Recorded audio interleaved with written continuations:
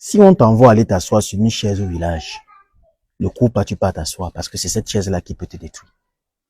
C'est cette chaise qui peut te rendre stérile. C'est cette chaise qui peut te rendre impuissant. C'est cette chaise-là qui peut détruire toute ta vie et ternir celle de ta génération future. Moi, je ne suis pas contre les men ici, les camsi, qui peuvent souvent dans leur consultation trouver quelqu'un devant eux qui a une chaise à prendre. Mais ce que je leur dis, c'est qu'ils ne doivent pas oublier que chaque chose a son temps. On ne s'assoit pas sur une chaise parce qu'on a demandé qu'on a s'asseoir. On s'assoit sur une chaise parce qu'on est prêt à s'asseoir dessus. Je l'ai toujours dit, la capacité de performance dépend de la capacité de préparation. Tu peux voir quelqu'un aujourd'hui qui doit s'asseoir sur une chaise, mais ça peut être dans 5 ans, ça peut être dans 6 ans, ça peut être dans 1 mois, ça peut être dans 1 jour. Mais ne lui envoie pas directement aller s'asseoir dessus. Et toi, qu'on te demande d'aller prendre telle chaise-là, vous avez suivi des histoires comme quoi, dans des familles, c'est parce qu'aujourd'hui, quand on part des vacances, de week-end, c'est dans des snacks, des boîtes de nuit, c'est dans des divertissements. Des week-ends et des vacances devraient être au moins un jour destiné à rentrer au village, aller rencontrer des sages, leur poser des questions, étudier la tradition, et même parfois creuser sur l'étymologie de la famille. Mais combien de personnes le font? Nous qui avions eu la possibilité de le faire, quand on vient même vers vous avec cette connaissance, mais du fait qu'on est encore connecté à d'autres connaissances de source en tant que spiritualiste que je suis, vous ne croyez pas. Quand quelqu'un te dit, va t'asseoir sur telle chaise-là est pour toi, va arracher, va t'asseoir sur ça, je vais aller te faire asseoir sur ça. Comprenez bien, ne tombez pas dans le piège. La personne même qui vous dit peut-être ne maîtrise pas l'éthique de la chose. Ce qu'il faut faire ici n'est pas d'aller te faire asseoir sur la chaise. Mais la question qu'il faut se poser, c'est que si cette chaise était réellement destinée pour toi, est-ce que c'est ta chaise que tu fabriques? Non. N'est-ce pas, est-il la chaise d'une personne qu'elle te remet? Oui. Pourquoi donc est-ce que la personne n'est pas venue en songe? Parce que la seule voie de communication est la voie du sommeil. Quand nous dormons, c'est en ce moment-là que nos ancêtres viennent nous parler. À travers les signes, à travers les rêves, à travers les paroles, à travers des visions. Pourquoi donc la personne qui doit te venir chercher n'est pas venue dans le rêve te dit, tu es mon successeur? Tu n'as même pas fait un songe dans lequel on te faisait asseoir sur une chaise. Tu n'as fait aucun songe dans lequel même on te disait que c'est toi qui vas me remplacer.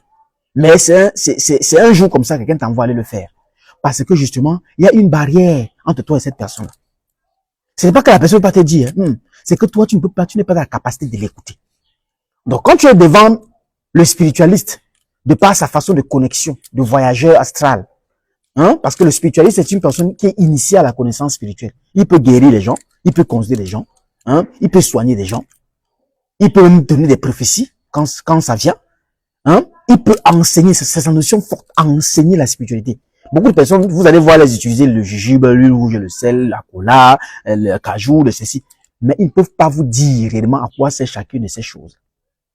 Beaucoup, vous allez voir faire des rituels, des assis, des chairs, on s'assoit 9 fois, on s'assoit 7 fois. On tape le bâton tel nombre de temps, on saute 3 fois. Ils vont donner des rituels à faire.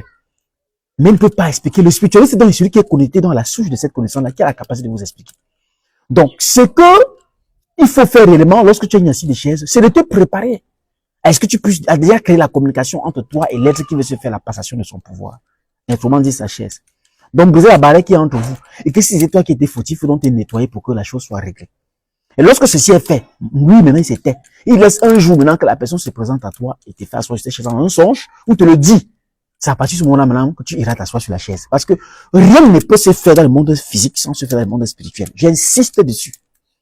Tout ce que vous voyez établi dans ce monde, le plan des constructions, les plans des constructions, comment la société a été établie, les divisions, les structures, les connaissances, la fabrication des voitures, tout ça vient du monde astral. Les voyageurs peuvent vous dire, ce sont des connaissances mystiques qu'on vient refaire ici. Alors pourquoi tu prends la chaise d'une personne mystique dans le monde physique? Il faut d'abord que tu le prennes dans le monde mystique. Le plus important n'est pas d'aller t'asseoir comme un mouton. Non, le plus important est de t'apprendre déjà qu'est-ce que cette chaise et de te connecter à la personne pour que lui te transmette certaines informations. Car celui qui part te faire asseoir ne sera pas toujours disponible ou capable de te décrypter certaines codes de la chaise.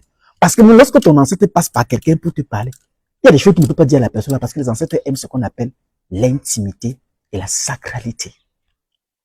D'où le plus important souvent est de connecter la personne à la source ancestrale. Parce que si tu attends, sinon comme je t'ai dit, va t'asseoir. Que chaque fois que ton grand-père a dit monte, ta grand-mère a dit descend, ta grand-mère a dit fais ceci. Tu seras donc en rupture de connaissance.